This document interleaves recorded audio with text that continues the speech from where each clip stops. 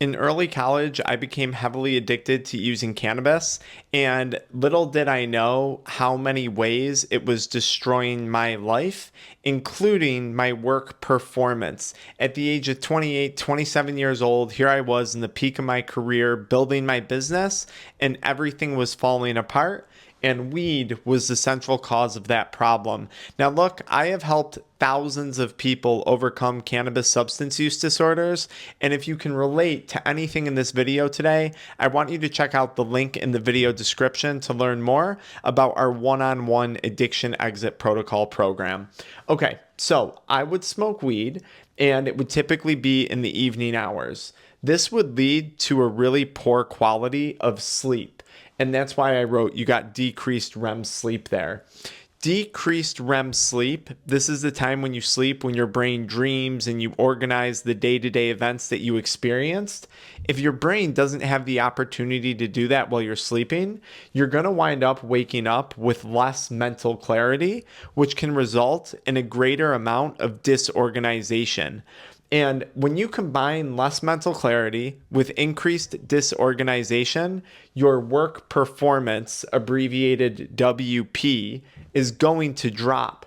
This poor sleep quality also resulted in decreased energy levels, a depressed mood, increased feelings of anxiety because now I don't have mental clarity and organization, so my anxiety is going up. And it was interesting because when I would smoke weed at night, what I'd wind up doing instead of working on my business or working on some of my goals, what I would actually do is just doom scroll social media. And eventually I'd get so worked up from doom scrolling, I would wind up watching adult media content or pornography to try and slow myself back down. But the key trigger to all of these things happening regarding my sleep was consuming cannabis in the evening hours.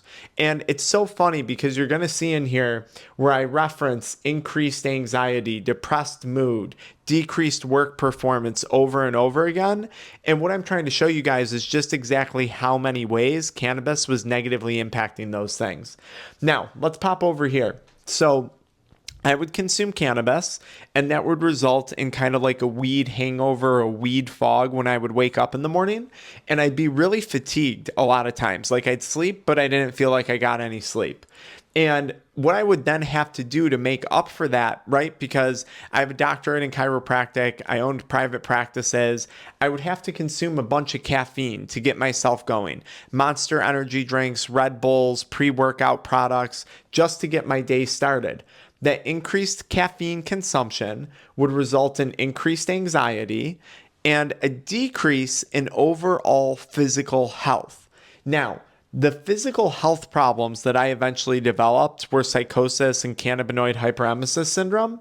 But as I was trying to figure out all my health problems that I was experiencing, which was a combination of abusing cannabis, nicotine, stimulants, adult media content, poor sleep, my health expenses started to go up. So I was spending a lot of wasted dollars and a lot of wasted time, which keep in mind, time is money when you're in business for yourself, from smoking cannabis. Because here I am during the middle of my work week going to see a neurologist, going to see a gastroenterologist, going to see my primary care doctor because I had all these health problems.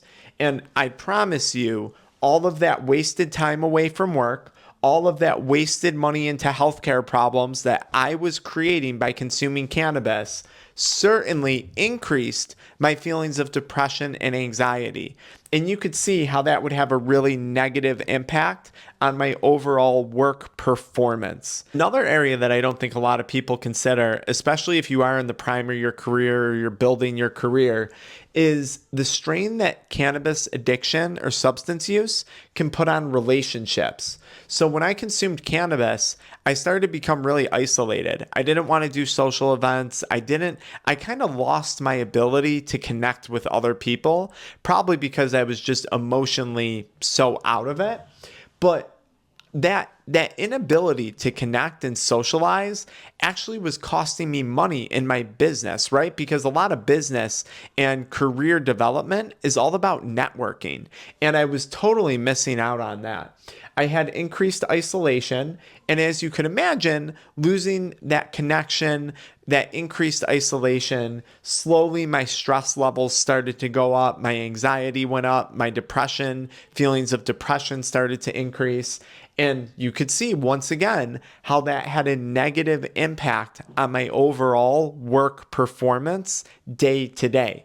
Now, another thing, I would consume cannabis, and it's not that I would get the munchies. Like when I first started, I would eat junk food, but like towards the end of my cannabis substance use, I was actually rapidly losing weight because I had developed that first stage of cannabinoid hyperemesis syndrome.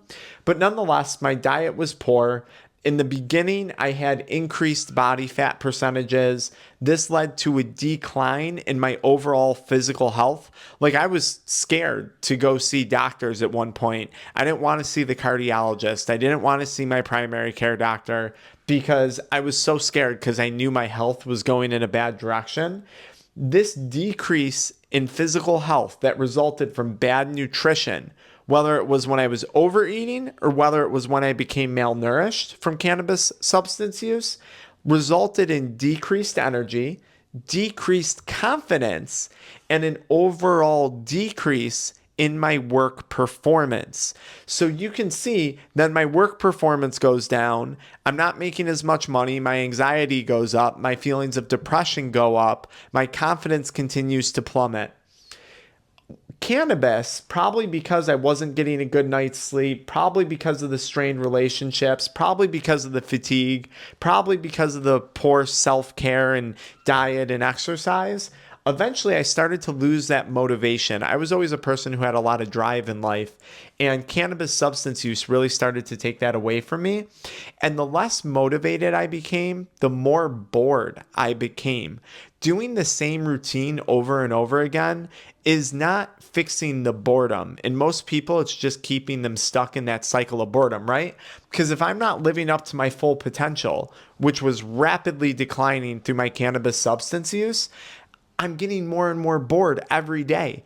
Knowing that you're capable of accomplishing something more in life and not going after that something is inevitably going to lead to boredom because you're not living up to what you're capable of. And that's boring. So, and it's so funny because when I look back on consuming cannabis, I used to think that I smoked weed because of anxiety to help me with it, because of depression, because I couldn't sleep at night, because I was bored during the day. But little did I know, it was all these ways that cannabis was negatively impacting other factors of my life, that it was indirectly increasing the anxiety, increasing the depression, right? Decreasing my work performance. There was points in my life where I thought that cannabis was beneficial for my work performance. I thought it allowed me to cope with and push through the stress of building a business and balancing a family. And I couldn't have been further from the truth. As all of these things started to happen to me, naturally my self-care went down, and this too resulted in an overall decrease in my work performance. Now for me, I quit before I got married and started a family, but I have worked with tons of individuals who are going through this exact cycle of cannabis substance use, nicotine substance use, abusing stimulants, abusing adult media content, and then suffering all these side effects while at the same time trying to manage, 2 or 3 kids in the household, trying to properly communicate with their significant other, husband, wife, boyfriend, girlfriend. And a lot of people will call me saying, I just feel so overwhelmed and cannabis is giving me a break. Cannabis is my reprieve. It's my reward. And when we really draw it out on a whiteboard, which is one of the things that we do when we work with people, we really draw out their unique scenario to try and make it more obvious why that benefit of reward or getting a break doesn't actually exist, that light bulb moment starts to go off saying, wait a minute, maybe it's cannabis that's leading to the feelings of overwhelm in my family life and my business. Because if I had more energy, if I had less anxiety, if I was more organized, if I was waking up with better mental clarity, a lot of which happens just from improving your sleep, then wouldn't I be less overwhelmed and better equipped to manage my career, to manage my kids, to manage my relationship? And overwhelmingly, I've been doing this now for 7 years, doing cannabis substance use addiction coaching. The answer is yes. I don't think I've ever had anyone come to me who had successfully quit, who had proper expectations, who had a proper plan put in place, come to me and say, hey, I regret quitting smoking weed. I have yet to see that happen.